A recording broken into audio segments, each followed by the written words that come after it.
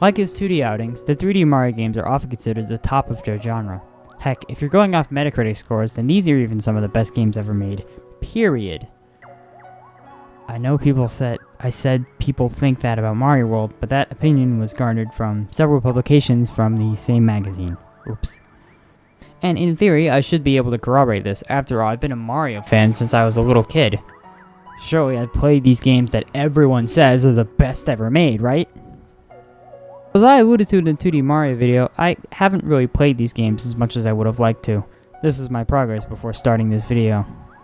And I figured, with me going off to college in just a few weeks at this point, I should probably play them before I head off, just in case I need to use any old hardware or anything. I didn't end up doing it, but it was an important concern. So because a lot of these reviews will actually be blind, I feel like most of the people who review these games on YouTube play them as a kid, and so they know they're already good. They could be nostalgia blind. So I guess now's the time to finally find out. Are these games really as good as everyone says they are? Are people just nostalgia blind and they've actually aged like milk? We'll know by the end of this video. Before we start, I'd just like to set a couple of things straight. First, the versions I'm playing. I'll be playing all of these games on Switch for convenience and ease of recording. I mean, it's super hard to hook up a Wii U, but it's pretty easy to hook up a Switch dock. Except for Galaxy 2, which does not have a Switch port and thus will have to be played on Dolphin. To make up for this, however, I will be using a real Wii Remote and Nunchuck in combination with a $10 USB sensor I got off of Amazon. Don't worry, it works just as well.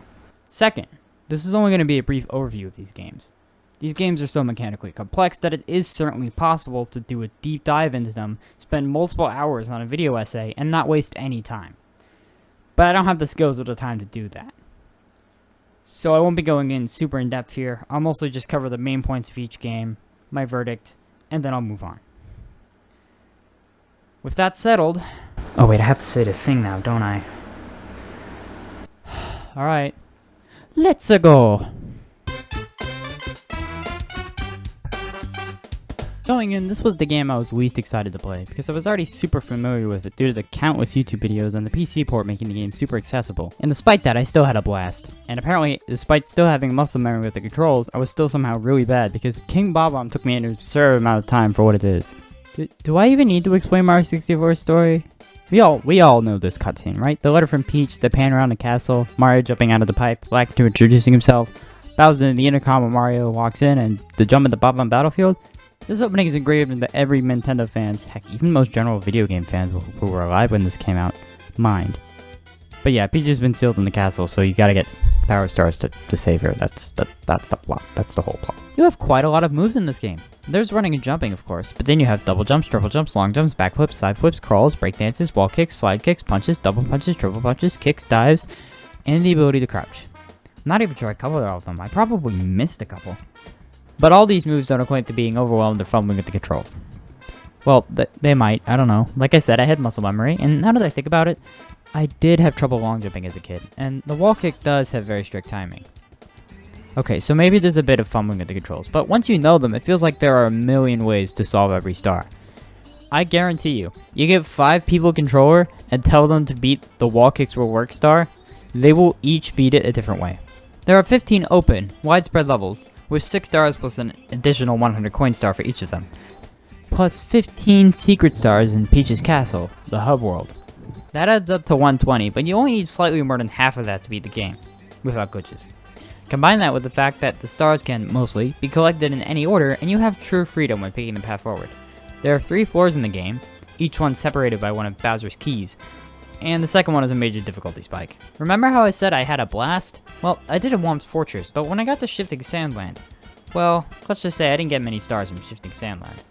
And yeah, it doesn't really let up on the 3rd floor either. My advice would be to take things slow and to commit. It's easy in this game to die once on a star and then go to a different star level because it gets too hard, or at least it was for me. But if you keep going, you'll probably get it in a couple of times and have a greater sense of satisfaction. Also, the level design isn't bad or anything, I probably just suck.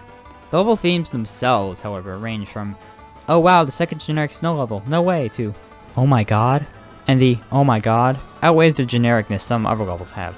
There are power-ups in this game, believe it or not. There are 2 invincibility power-ups and a flying ability that controls super poorly. Okay, well they aren't just invincibility power-ups. The metal cap lets you walk underwater, which is pretty cool, but the vanish cap just lets you go through grates, and that's just the key to open a door at that point. That's not interesting. While the game is still really fun, there are certain parts of it that haven't aged the best. Everyone brings up the camera, but the camera isn't even that bad. It's really good actually. It obscures the action a couple of times, but it's way better than most of other cameras in old 3D platformers from this era. It's impressive how well they were able to make a camera system with such little knowledge of how camera systems work in games. In my opinion, the real problem is the aforementioned wing cap controls. The live system also doesn't really make too much sense either. Like, it saves after every star, and you get kicked out of the level if you die anyway. So, restarting at the start of the castle just leads to more walking. There's no point in having the live system here. When talking about Mario 64, many people say it set the standard for 3D platforming games, but I'd argue that's not true. It's above the standard. This is a esteemed classic for a reason. Sure, there are some aspects of the game that haven't aged the best, but frankly, I don't care if you play the PC port with a better camera mod and a fixed wing cap mod and an RTX mod or whatever. In fact, that's probably how I'm going to play it from now on. But if you like 3D platforms at all, you owe it to yourself to play Mario 64 through to the end. At least once. Probably more than once, because you'll probably play this game more than once. It's Super Mario 64. In Super Mario Sunshine, Mario, Peach, and a few Toads, including the GOAT, are off on a vacation to Isle Delfino for some much-needed rest. But they aren't welcomed with open arms. There's been an imposter facing the island with paint, which has caused all the shine sprites which give the island its sunlight to scatter. So after touching down and quickly solving a crisis by finding a water pack called Flood, Mario is arrested in order to clean up all of Delfino to pay for his crimes. And then the princess gets kidnapped shortly after. Thus, Mario sets out to reclaim the shine sprites and clean up at least like 60% of the island's paint. I don't know, we don't have to clean the whole thing. The main gimmick, as I alluded to, is Flood, the flash liquidator ultra dousing device. Oh, wait, I'm embarrassed to say that I only just now got the pun while writing this because it's like Flood. It can be used to spray water, hover, and if you have the correct nozzles, you can shoot up into the sky and run really fast. But as a result, your base moveset is very toned down compared to Mario 64. I was going to do a bit here where I did a funeral for the long jump, but then I remember the slip and slide exists, and it's like more fun anyway, so... And while it is nice to have that hover move, this severely limits the freedom you had to beat each level in Mario 64. It's not to say there aren't many routes to take in some levels, as there still are, but it doesn't feel like it in the moment. It doesn't really help that a bunch of the levels are just linear platforming challenges with only one entrance either. Freedom in this game also takes a huge step back in the structure department. While levels may look the same initially, each shine must now be done in order. Unlike Mario 64, where only a couple of stars are order specific. You can't even pick and choose which missions to play. Instead of having a fixed star count that you have to reach, you simply have to complete episode 7 of every level in order to beat the game. This is a frankly baffling decision, because all of the other shines in this game are now optional.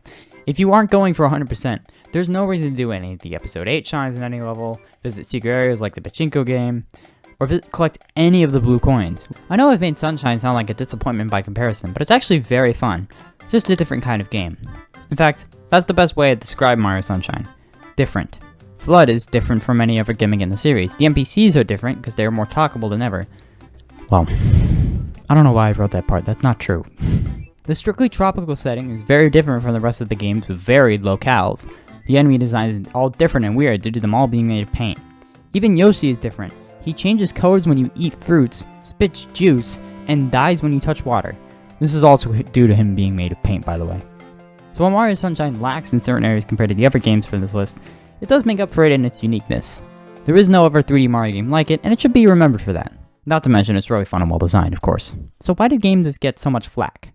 Well, outside of the complaints about the secret stages or Ely Mouth or the Sandbird, or any other required mission, I can't explain those because the latitude were easy and the secret stages were frustrating, but nothing I couldn't handle.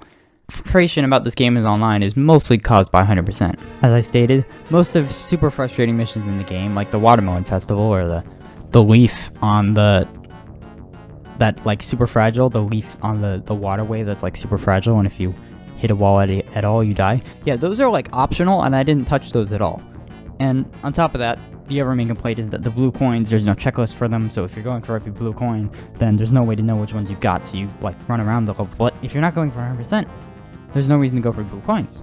So while Sunshine is good, I wouldn't say you have to play it. It is probably the worst game on this list, which doesn't mean it's a bad game. That just means the competition here is really fierce.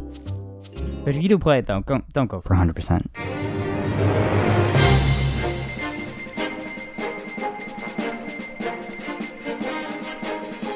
want to preface this review by saying that I had very high expectations for this game.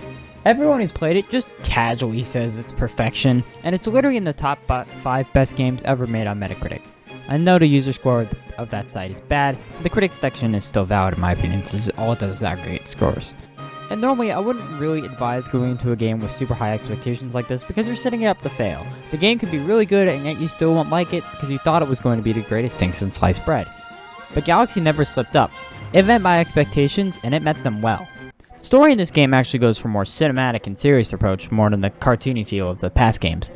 During the Star Festival, which only takes place every 100 years, Bowser's Armada invades and quickly turns the thing into Armageddon. He then steals Peach's entire castle and takes it to space. Mario is able to board the castle before it gets stolen, but is knocked off by Kamek.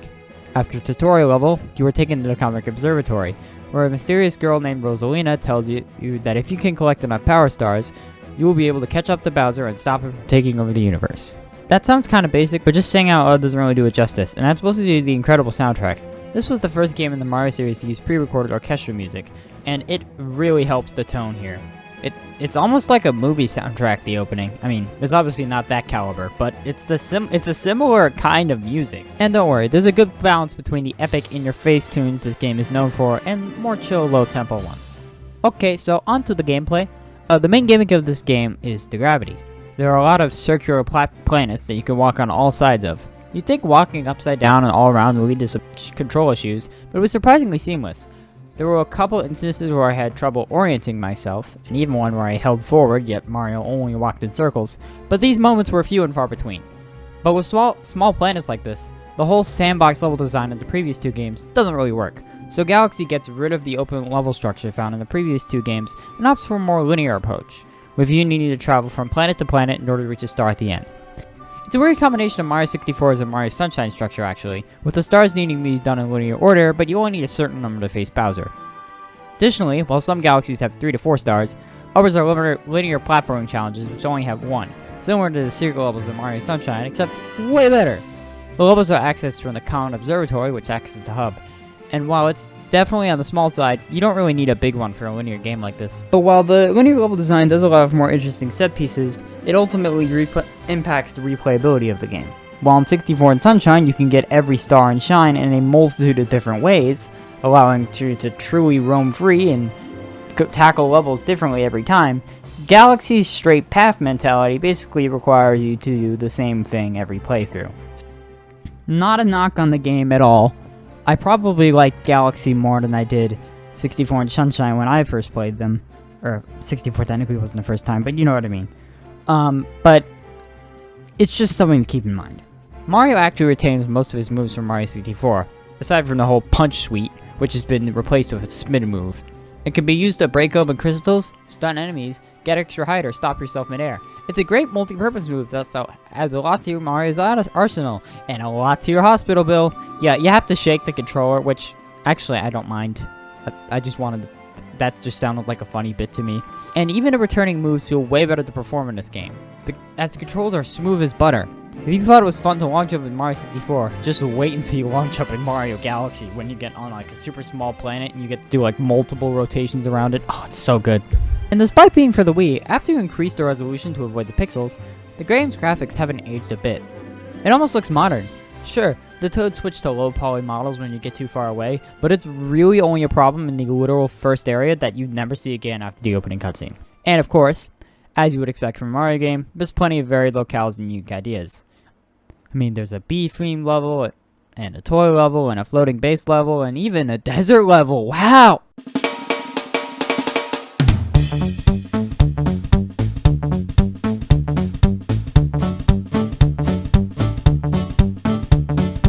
Yeah, so about 3 years after the original Super Mario Galaxy, Nintendo actually released a sequel.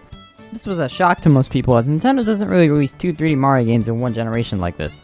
The only other time it would happen would be with 3D World and Land, and that's very clearly a different situation.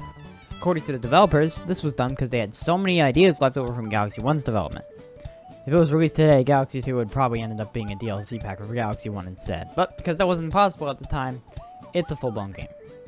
But this reason for existence also affects the game itself, as the story takes a back seat. The first one was cinematic and somewhat mysterious, but this one is just like, oh boy, the Star Festival's happening again, even though it happens 100 years.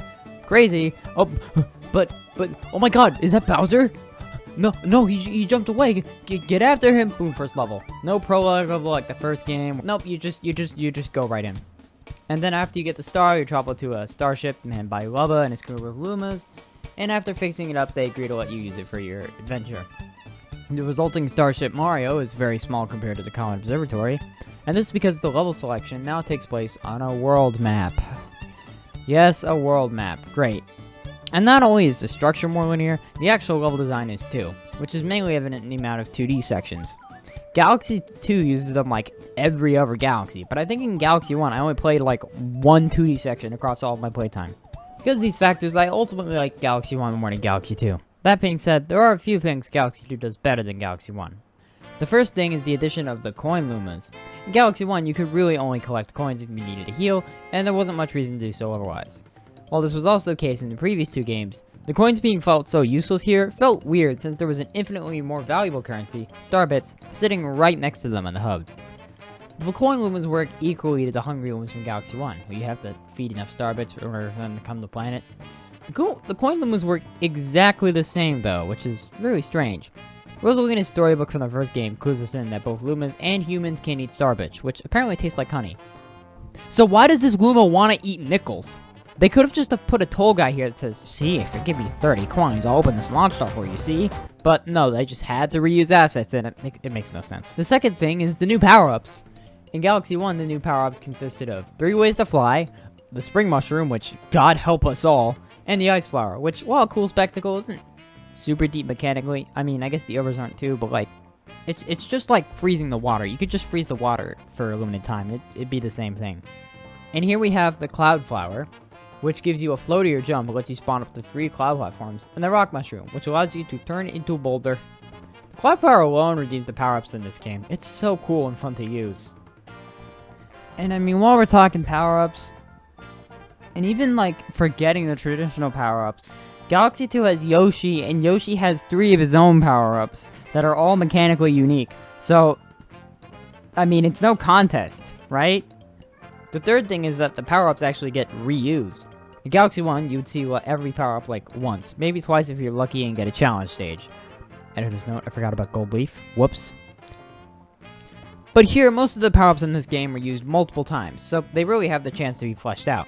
If I was actually able to play this with a Wii remote, let me briefly talk about the motion-controlled stages. They're a hit or miss, honestly. While most of the levels, like the ball rolling ones, are fine enough, there's stuff like the bird level where it's just, I hate everything. This is so hard. But overall, it's pretty accurate. That being said, you should absolutely try to play with a Wii remote if you can. If nothing else, even if you skip all the motion controlled stages, the pointer just helps so much with Starbit collection. I mean, just playing without the pointer is like you're kind of skipping an important aspect of the game if you do that. So I would recommend trying to play these with motion controls if you can. And that's Galaxy 2. You may be saying, Gameir, there's like why is this segment so short? And that's because Galaxy 2's main selling point is that it's basically just more Galaxy 1. That means it's also one of the greatest 3D platformers ever made, of course. But it also means there's less to talk about here, as I already mostly talked about the game in my Galaxy 1 segment. It's just more of the same. More unique ideas, of course. More cool themes. It's just more Galaxy 1. So I already talked about Galaxy 1, that's why this is so short.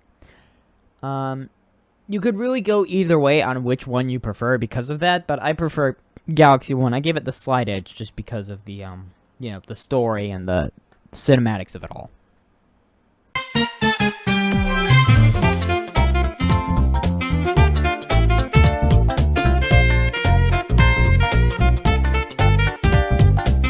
I feel like I'm one of the only ones who noticed this, but there was a disturbing trend in this series for most of its life, where the game slowly got more and more linear with each entry. Look at this graphic for more info. And the peak of this trend was Super Mario 3D World, which was the big 3D Mario game for the Wii U. This was a very baffling choice at the time. You see, the previous year, Super Mario 3D Land came out for the 3DS. It featured simplified level design in order to account for it being on the 3DS, with the design philosophy being to basically take what 2D Mario's levels looked like and make them in 3D. That was a pretty good compromise for the handheld. So when people thought of the next 3D Mario game, the thing that would validate the Wii U and finally give it the killer app it so desperately needed was not a big adventure and was instead to a sequel of a game on a handheld, people got mad. And I don't really blame them. The second trailer for this game, which came later that year, definitely painted it in a much better light for a lot of people, but it still didn't fully recover its reputation. And regardless of quality, it's at least not what the struggling Wii U needed. So playing on the Switch years after its launch, this game is absolutely fantastic. The story here is that Mario, Luigi, Peach, and Blue Toad are all enjoying a night on the castle grounds when a strange white pipe is found. After Mario and Luigi fix it, because it's literally their day job, a Sprixie princess comes out and says that Bowser is putting them all into... Why is he putting them into jars? But before the heroes have time to question it, it literally happens before their eyes. And before they have time to question whether or not they should act upon this, Peach falls in, okay, off to the Sprixie Princess we go, I guess. And you're dropped into this little world map here, which does the job. It's nice to be able to walk around fully and find secrets, I suppose. It's fine. The Mario Wonder World map is arguably better than this, though. Hopping into our first level, and it becomes immediately apparent that this was the most linear 3D Mario will probably ever get. And that's not really a bad thing. A linear game allows the fun to be curated and therefore constant. And all the levels have their unique gimmicks that only get used once or twice. Kind of reminds me of Wonder in that way, honestly. There are two brand new power-ups here. The first is the Super Bell, which makes Mario a furry. You get a quick, precise, but large melee attack that is super easy to hit with and feels great to use, a dive that allows you to get a lot of speed in the air, and the ability to climb up walls. This is easily one of the best power-ups in the franchise for me, beating out everything from the Galaxy games. All of its moves are just so useful in so many situations. It's great. And the other new power-up is the Double Cherry, which clones you. Your clones can fire off their own projectiles, but other than that, there isn't much utility to be gained from this one. It's more so used for puzzles, and by puzzles I mean you need this many clones for the platforms to rise. And is only satisfying to use if you have an offensive power-up to supplement it with. All of your clones also vanish when touching a flagpole, so it's locked to the levels it's found in. That being said, the Double Cherry is a very funny gimmick. Having an army of fireballs becoming unstoppable feels great. And lastly, in addition to the SB1 classics of the Fireflower, Mushroom, and Star, we have the power-ups from 3D Land. The Boomerang Suit, which only allows you to fire one projectile at a time, but pierces through enemies, and a Tanuki Suit, which does not allow you to fly and turn into a statue. You only get the tail lock and the flutter jump. It's useful for correcting jumps, but not much else. Overall, a good selection. What's very good about this game is that the level design philosophy clearly carried over to the moveset too. As with the addition of that run button and locking your movement to 8 directions, this game is extremely tight controlling. I've heard some people complain about the 8 directions before, I think? But in my opinion, it was a great decision, as it allows you to run across narrow platforms without ever having to worry about falling off. You can just keep your speed for the whole level. And you can really go fast in this game. Your running speed is just so fast, especially if you're playing as Toad. It just feels great to blitz through these levels. Oh, and I forgot to mention that the 4 characters all have their quirks for Mario too. So, you know, all-rounder, slippery traction but higher jump height, lower jump height but extremely fast, below average stats but can hover in the air briefly. The boss fights do confuse me a bit here though. Of the main bosses, there are 3 Bowser fights, 2 unique bosses, 2 Boom Boom fights, and 1 Pom Pom fight. However, for one of the Boom Boom and one of the Pom Pom fights, there's a fake-out ending to the world, and you have to play another unique boss fight to continue. So why did we have to fight these copy-pasted bosses from 3D Land? Padding? Why are you gonna reuse bosses if you're just gonna make new ones for the world anyway? And there's also this guy, Prince Bully, that's on the world map like one of those blockade levels where you have to quickly mow down enemies and take like 2 seconds, and are also probably padding, except he's another unique boss fight. And it's about the same difficulty as these other fights, so did these 2 even need to be in the game at all? Why are they here? I mean, it doesn't really matter. The boss fights in this game are really easy anyway, but I just don't know why you guys brought these guys back if you had 3 unique bosses anyway, because seeing these guys reused is just going to make their fans roll their eyes, and it could have been completely avoided. The other weird thing with this game is that ultimately doesn't matter, is that the worlds are themed, but only the first level in each world follows the theme. There's only 1 snow level in the ice world, for example. I do like that they did this since it allows more variety, but it's weird how people complain about this with Sonic Lost World, but yet no one complains about it here. Let's quickly talk about the differences between the Switch version and Wii U version before we wrap up, as there's actually pros and cons to each. In the Wii U version, you get all the unique gimmicks that the game was designed around, you know, the touch blocks and the microphone platforms. In the Switch version, these microphone platforms are just normal platforms, and the touch stuff, you have to pull out this gyro cursor, which is kind of fun way to use, but is also very broken. The reason you could do so much with the pointer, like stunning enemies or hitting platforms in the Wii U version, is because you had to stop what you were doing to touch it, or alternatively, you could have a fifth player do it. The functionality with this pointer here is actually very similar to what the Co-Star Luma can do in Galaxy 2, further suggesting that a fifth player was supposed to be here. If anyone could pull out a cursor at any time, just start stunning enemies while running around, it's a little unbalanced in my opinion. I mean, you don't even have to stop what you're doing. I was able to stun enemies while keeping my speed sometimes. But on the plus side, all characters are 30% faster. Yeah, remember that speed I praised so much? Well, in the Wii U version, you are super slow. So this is easily the definitive port for me because of that. Overall though, 3D World is a great game. I'd say it's not as good as the Galaxies, but I liked it. Did I like it more than 64? You see, it's hard to say because it's like a completely different kind of game. I almost can't rank it here. But it's great.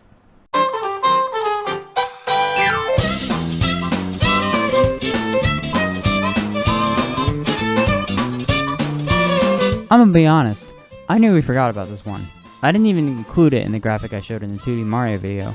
My brain kinda always assumes Odyssey was the last one since that was such a leap forward in terms of presentation and gameplay. We'll get there! But I suppose we should talk about this briefly. For those not in the know, Bowser's Fury is a short bonus game including the Switch version of Mario 3D World. Basically what it tries to do is take 3D World's mechanics and see if they would work in a more open game. And I'd say, for the most part, they work pretty well. The way they did was actually pretty clever. They basically took a bunch of 3D World style linear platform challenges and put them all on one big map. Each area has 5 cat shines. Oh, I forgot. Literally everything in this game is a cat. Like, if you thought the feline infestation was bad in 3D World, oh my god, the birds are cats. The trees are cats. Koopas have fur! Why do Koopas have fur? Who gave Koopas fur? Can I fire this person? Anyway, yeah, the main collectibles are cat shines. There's 5 per area, but don't expect the objectives to be level altering like in 64. There's one for getting in the end, and then the others are always like, oh, collect these shards we've placed throughout the pre-existing map, or grab this key and bring it back to the start. That being said, it's impressive how seamless these are. There's no transition or anything. You just hop on Plessie to go somewhere else, and by the time you get back, something new will be there. I could have sworn the area used to change when you just turned the camera away, but I couldn't get that to work. Every so often while running around, it'll start to rain. This is when Bowser wakes up and torments you, aka your chance to quickly run over to the Fury blocks and force them to break them in his first attack, collecting the shine inside and immediately sending them away again. That's honestly how they mostly go for me. I'd either run to the closest Fury blocks or collect a shine nearby. He's not a threat at all. What's really cool in this game is you are actually able to hold 5 of every item at all times, so you always have the tools for every given situation. It's very fun to be able to swap power-ups like this all the time. The boss fights are really cool too. After collecting enough cat shines, the Giga Bell will awaken, turning Mario to Bowser's size and starting a kaiju battle where the entire map is your battlefield. They are rather easy though. I think I only died a couple of times in this game, and they were mostly to lava. And that's basically Bowser's Fury. A short experiment, my playthrough took 2.5 hours, about transitioning 3D World into an open setting. I'd say it works well enough, but this structure really wouldn't work well as a fully fledged 3D Mario game. The map is just too small.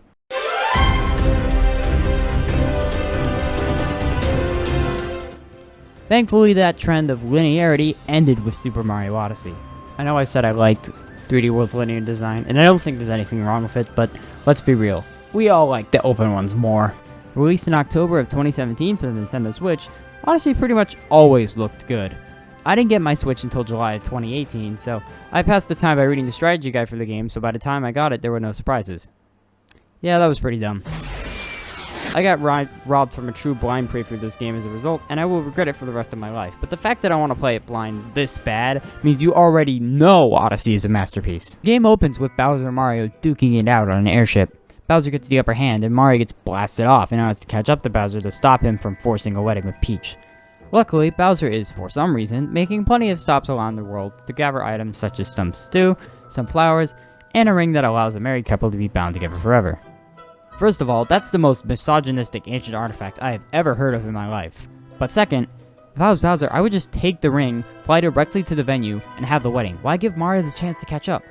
Mario lands in the Cap Kingdom and meets up with Cappy, a hat ghost whose sister was also kidnapped by Bowser, so the two go on a quest together to stop the wedding.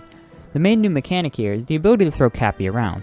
There are all sorts of ways you can throw him, and it allows for plenty of unique environmental interactions. It also allows you to bounce off him in the air, and this alone like doubles Mario's moveset. You have so many options to solve each puzzle now, like even coming out of the complex maneuvers like the dive jump, you still have options. Do I want to do a catch spin here to get some extra distance, or maybe doing a full bounce to get more height would give me more distance in the long run? There's one other thing Cappy can do though. He allows Mario to capture certain organisms, such as frogs, Goombas, bullet bills, or signs. And each kingdom will usually have one main capture the level is built around, on top of all the small, more simple ones, such as the Gushin in the Seaside Kingdom, or the Pokio in the Japanese-themed world, which allows both quantity and quality to coexist. To be clear, the Gushin and Pokio are examples of captures that have been built out throughout the whole kingdom. The simpler captures would be like a tree.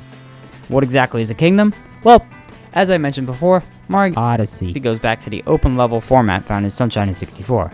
But instead of 15 levels with about 6 dedicated missions for you to follow, we have 14 plus 3 bonus post-game kingdoms with how many? They're all wide open spaces with these power moons scattered about, and there's no hub world to get sent back to when you collect one. There's just a small animation and you get back to it. And when I say these are wide open spaces, I mean wide. This is the most open 3D Mario has ever been. Don't worry about covering ground though. Every checkpoint you find allows you to fast travel to it, and Mario has this new roll move which allows him to cover ground very quickly. Each kingdom will usually have a main story to follow, so you aren't completely aimless, and I would recommend doing these on your first playthrough to experience all this game has. If you have enough moons, you can leave early, but you'll miss out on stuff like unique boss fights, cool set pieces, and you'll pretty much doom the society you leave unfixed. Like in the Wooded Kingdom, for example. Their economy is built on flowers, like Amsterdam, but there's this UFO thingy that is sucking them all up. And on top of that, all the citizens here are robots, and we all know how much more expensive electricity is than food. If you leave here, you're basically causing an entire race of sentient robot watering cans to go extinct. Oh, never mind, they're fine, I guess. But we all know it's inferred what would really happen. My one main complaint with the game is the motion controls, as they don't really make sense like they did in Galaxy. All the motion controls are Cappy are great, like spinning the controller to do spin throws or flicking it up to do up throws. That's fine. But when you get into capture, the motion controls just turn into, oh hey, you can shake the controller to go faster or get more distance. Like every time. It's one of those two things, every time. How does shaking the controller to go faster enhance the gameplay? Yeah, sometimes you can tell Odyssey is supposed to be a tech demo. There are a couple of these rooms we have to use the HC Rumble trademark on the controller to find the moons, where it's very obvious. That's a very, very, very minor nitpick though. I could just go on and on about this game. There's so many mechanics I didn't mention, like the 2D sections, or the warp paintings, which allow you to get a glimpse of a future kingdom. But I think I've summed it up well. Between the larger than ever moveset and the new level structure, Mario Odyssey offers an amount of freedom not previously seen in the Mario franchise. But thanks to the great level design and amount of uniquely controlled captures, that freedom never overwhelms you or becomes repetitive. It is a truly special game, and it honestly might be worth buying a Switch just to play it. I mean, you have to have other games in mind, so $300 is kind of a large investment, but come on, it's Mario Odyssey. It's Mario Odyssey! Odyssey has always been a game that's been very near and dear to my heart. As soon as I played it in 2018, I knew it was one of the best games I had ever played. And after playing the rest, I can say that they mostly live up to that level of quality. The people are not nostalgia blind. These really are some of the best. Don't know why people say Galaxy is better than Odyssey.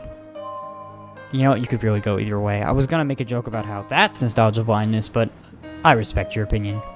And with how these games often pioneer for different genres and try things for the first time, we're very lucky that the Mario series is as good as it is. Mario did save gaming after all. He brought it back from the dead after the crash of 1983. And with a AAA market that's becoming rapidly more and more unstable, he just might do it a second time. I am now firmly adamant that everyone interested in video games as a hobby has to play these. I'm not asking, I feel like it's a rite of passage. Because the 3D Mario games prove that you don't need the best graphics or the most engaging story to make a good video game. It just has to be fun. I know that's very corny. Everyone knows that a game can be fun and it can be a good game. Duh. But I guarantee you that there isn't a single soul on this earth who can play a 3D Mario game and not have fun. Unless they're going for completion. That isn't very fun. Before I cut to the outro, there's something important I have to address. During the production of this video, my channel finally hit 100 subscribers! Woo! That may not seem like a lot, and given the current YouTube meta, it really isn't. But it's been a long and hard road to get here.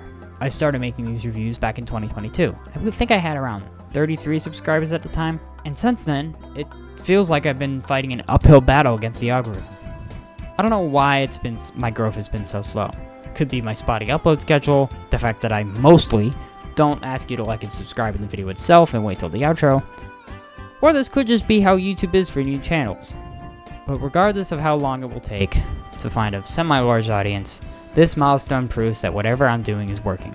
So, to everyone watching this right now, whether this is your first video you've watched of mine, or you've been following me for a while, I just like to thank you. Not sure where the channel will go after I get to college. Could turn out that the work there is simply too time-consuming to also work on this on the side. But even if that happens, I will always be proud of the videos I made here, and I will be back on the internet in some form, I promise. That being said, yeah, I probably lose my will to live if I'm not able to make videos on the 2 big games this holiday season, so expect videos on those no matter what, I guess. Oh, okay, bye. Thank you.